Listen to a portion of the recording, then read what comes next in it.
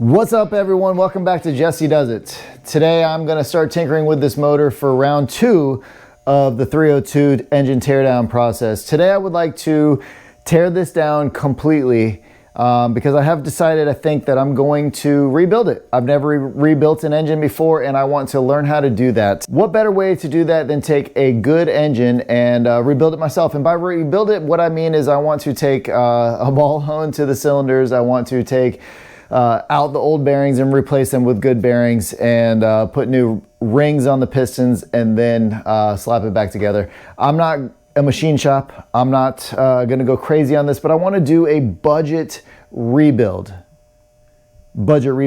So that's my plan with this engine. By the way, it's the weekend. What are you working on? I'd love to know what you guys are wrenching on. So type a comment below and tell me what you guys are up to this weekend. I'd love to hear your projects, your stories, whatever you're getting into. For me, I mowed the lawn. I built a slide on the children's play set for them to go up and down. And then today, I'm in the shop working on the engine. So let me know what you got going on. And if you haven't already, like, comment, and subscribe. I greatly appreciate it. Well, let's get back to this engine rebuild, and we're gonna tear down a little bit, and then I'll start showing you some cool stuff. See ya. So first things first, let's get this water pump off. In fact, speaking of the water pump, because I'm converting this to an old style 302 with V-belt, I will be not reusing this water pump or timing cover.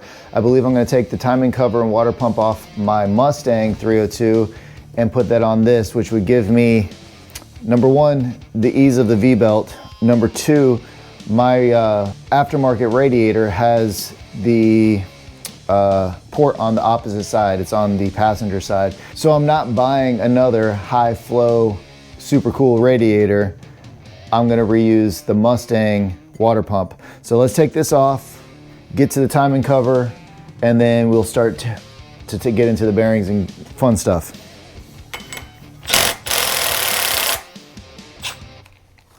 Battery's dead. More better.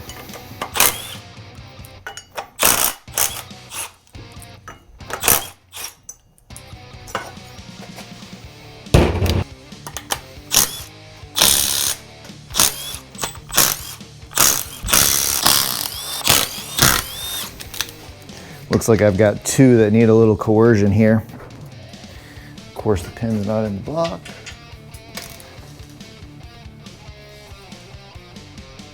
Come on, baby, don't break. That feels like it's gonna break.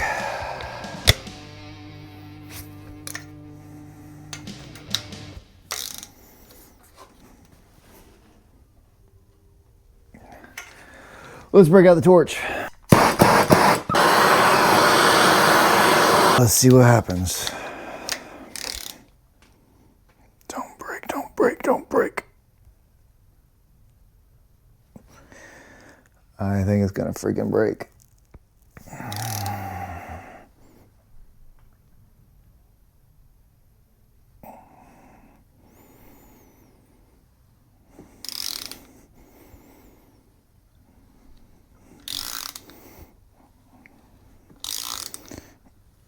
Ooh, did I get lucky?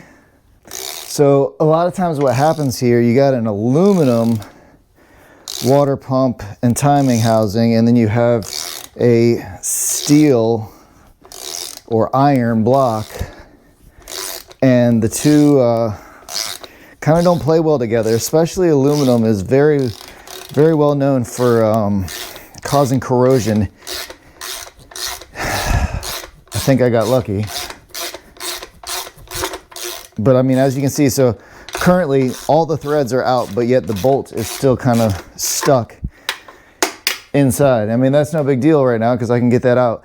It didn't break, but the aluminum causes corrosion. So let's see if we can get lucky on the second one.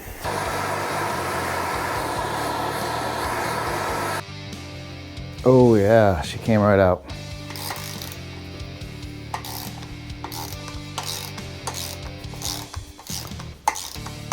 Nice, no broken bolts yet. Actually, I take that back. I have one broken bolt off camera on the oil pan, that I will have to figure out how to get out. So I'm gonna take this off and I'll be right back. All right, water pump's off. Let's see if we can get this crank pulley off.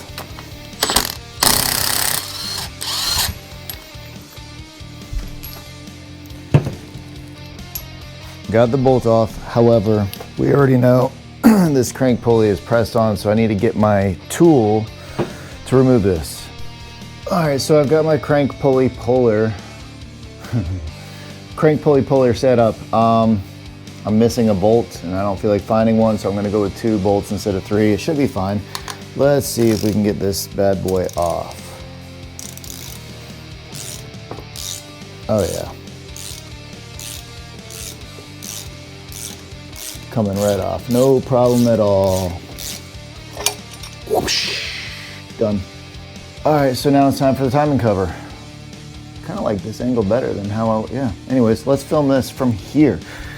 Not much left on it. Let's take them off right now. Why not?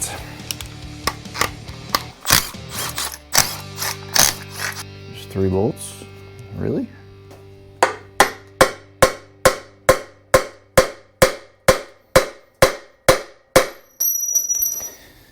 I must be missing something somewhere.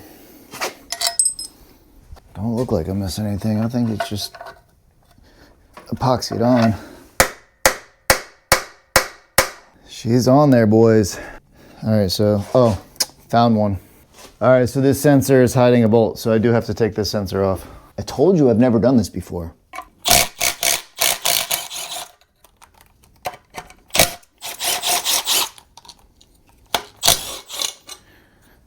Now it should come right off.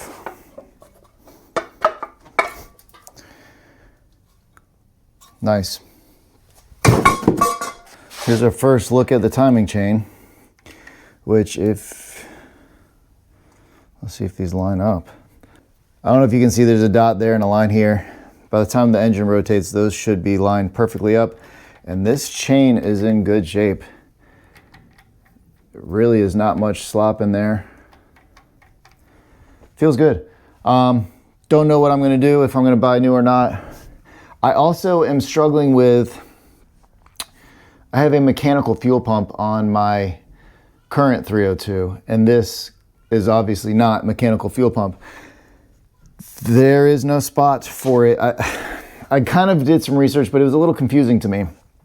I think I need something that goes in here, along with my timing cover, that would, you know, push the rod for the fuel pump.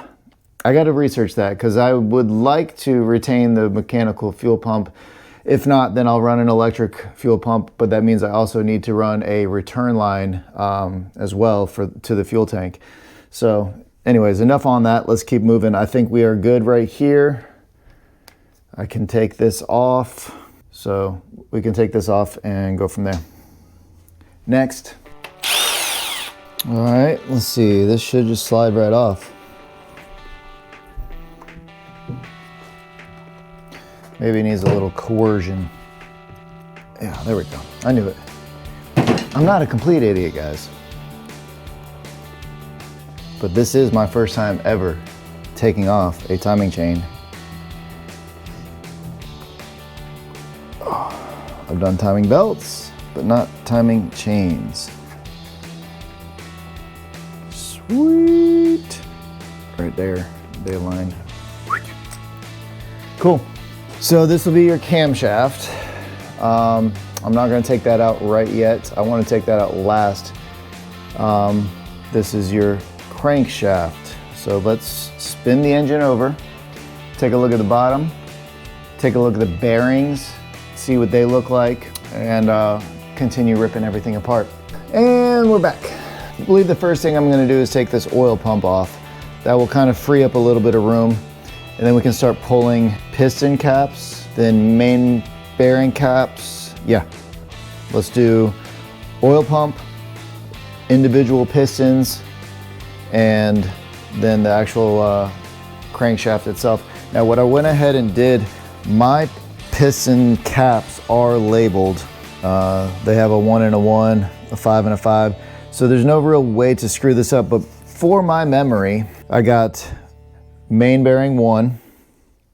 This is the front of the engine, and on that crank spot is cylinder 1 and cylinder 5. So I put 1 and 5, then vice versa, 2 and 6, 3 and 7, 4 and 8. That way, 6 months from now, whenever I get to putting this engine back together, hopefully it's not 6 months from now, whenever I get around to putting this engine back together, I should be able to remember that, because I'm a dummy and I need all the help I can get. So cool, let's get going. Oil pump.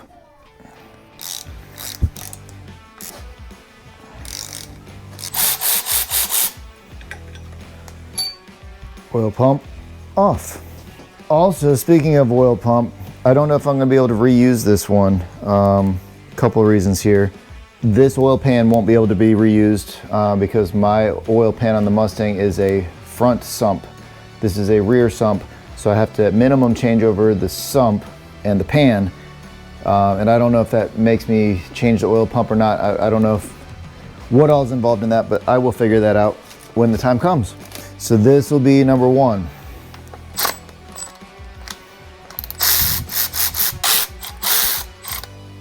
And as I take these off, I will be putting them back on the exact way that they go. So here we go, we got our first look at a bearing. Yikes, guys. Yikes. There's definitely some discoloration and a beautiful line. However, there's not much copper showing. I think this is more discoloration, not so much copper. But, I mean, it's not the worst thing I've ever seen. My fingernail definitely grabs this. So it's a good thing we're changing these out. Let's see something else. Uh-oh. What is that?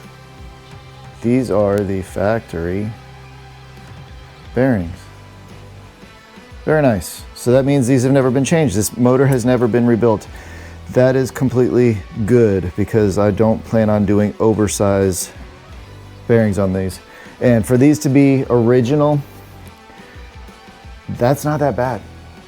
I mean, I've seen guys pull bearings off and they look far worse than this. So yeah, very happy with that. This is a rebuildable motor, at least so far. So let's get this piston out. All right, with the bolt back in, I was able to rotate. Let's push this piston out. Guys, that was so cool. This is my first ever time removing a piston from a block. I don't know what I'm looking at. There's a bunch of rings. There is very little carbon buildup on these things though. I mean, as you can see, the surface is beautiful. But even in here, very little carbon buildup. Here's a look at the underside bearing. Okay, and here we go. So on the underside, this is copper showing for sure. It's definitely worn through down here. No crazy scratches that I can see though. There's a little bit there, I can't grab it, but there's some wearing, okay? Wearing. Nice. So, I'm not gonna bore you with pulling every single one of these. I'm gonna put these back the way they go, 1 and 1, line up. And now we know this is cylinder 1's piston. And because I already wrote down on my chart where it goes, I know where it goes back in. So we'll set that aside and do all of them. From there, take the crankshaft out, then get the camshaft out, and we're doing something. And they're all out. So let's take a look what we got. All of the pistons are out. And I did take a look at each one. The worst one was that first one that I showed you, and then cylinder number 8. Let's take a look at that one. Still not bad.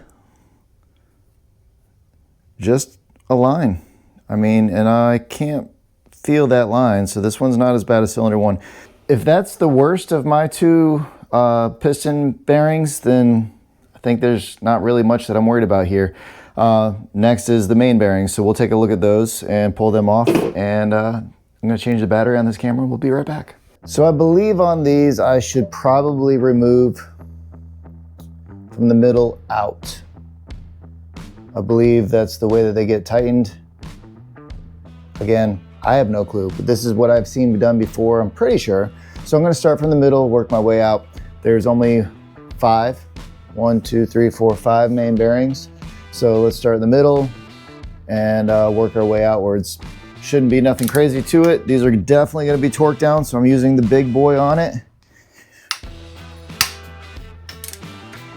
All right. Done. And sometimes you got to give these a little tap.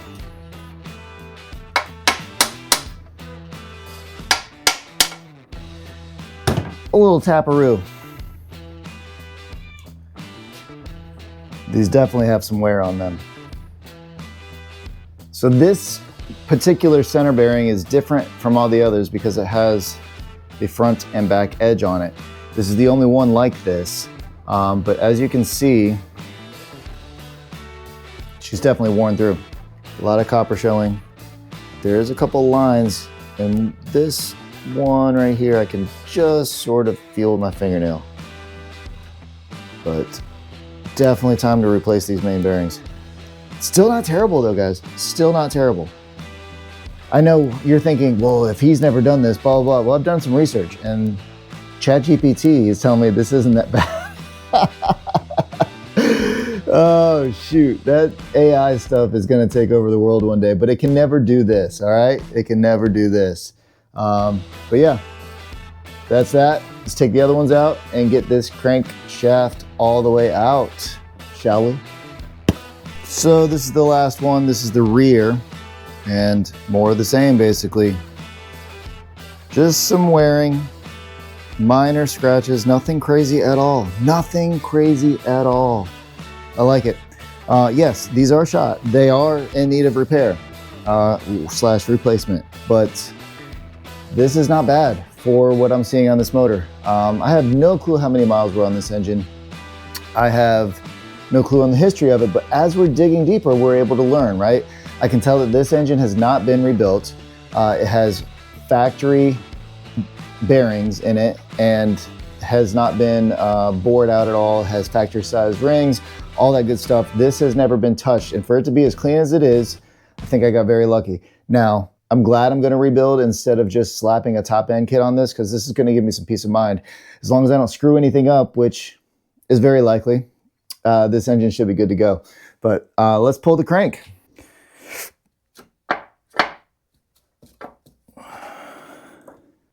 All right, so what's holding me up in here? I think it's the rear main is, yep, rear main. Off with the rear main. Now it should come out. Whew, yeah. Cool, that wasn't as bad as I thought. So let's take a look at these bearings, shall we? All right, so here's a look at the inside of the bearing journals. These are the oil valleys, I guess, the oil holes where the oil will feed the main bearings. There's no damage on these, as there should not be. And in there you can see the camshaft and my cylinders. So we're almost done. All that's left is to take these 1, 2 bolts off of the cam and slide it out and take a look at those bearings. My goal and plan is to not damage those bearings and not replace those bearings, because yeah. So one last time, let's take a look at all this. Again, there's some copper showing. That one's got a few scratches. This one looks really good, actually. That was the middle one. This one you can see where, over here where my fingers are. And on that side for sure, that one might be the worst.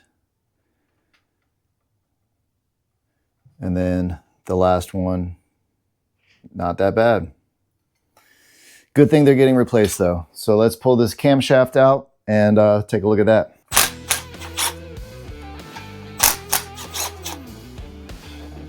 Okay, oh, there's only really one way that that can go on. I don't know what that hole is for, but there's a little block that covers that. So, yep, only one way that can go in. And let's try and get this out without scratching anything up.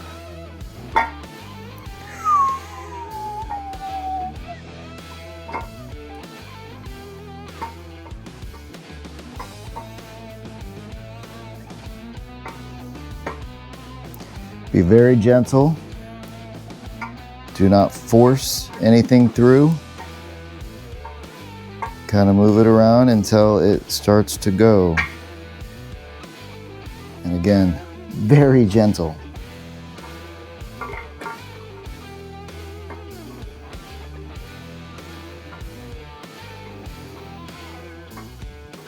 Oh, come on, baby. One more. One more. There we go. Sweet. These bearings look to be in good shape too. Well, let's take a look at that actually. So yes, there's discoloration on them, but that's not a problem.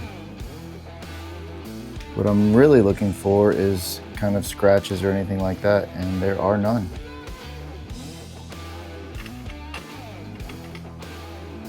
Sweet. Like I said, discoloration for sure.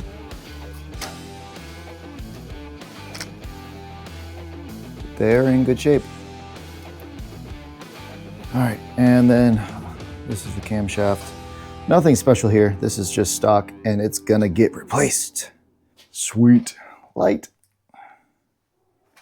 So here's the top side of the engine, and in which you can see the cylinders, which are all in pretty good shape. There's still some cross hatching left on them. And I'm gonna show you a little trick.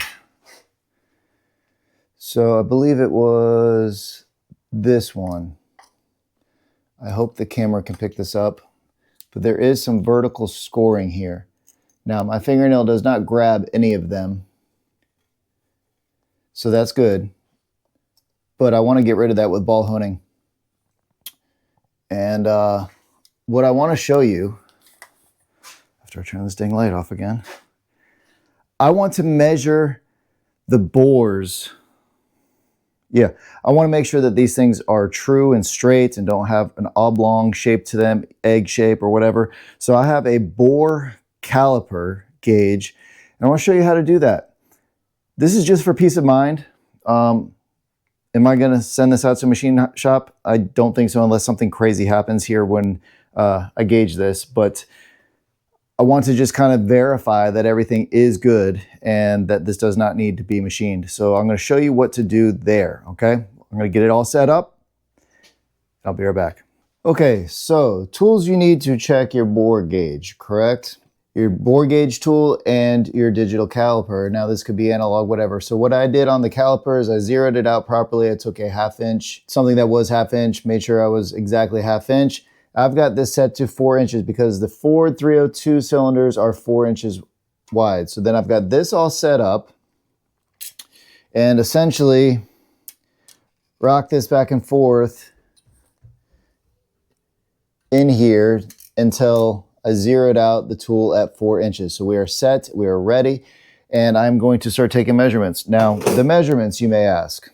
I'm going to essentially take 6 measurements in each cylinder. I want to take 3, top, middle, bottom, going one way, top, middle, bottom, going the other. And I'm gonna write them all down on here and verify the difference in them. Basically, we don't want to be crazy out from top to bottom, left to right, up and down, in the middle, all that good stuff. So let's take a look at what that looks like, okay? So you got 2 little roller wheels here. Try and show you the actual gauge as we do this. Set it in here, and we're gonna, at the top of the cylinder now, kind of rock back and forth. There's 0.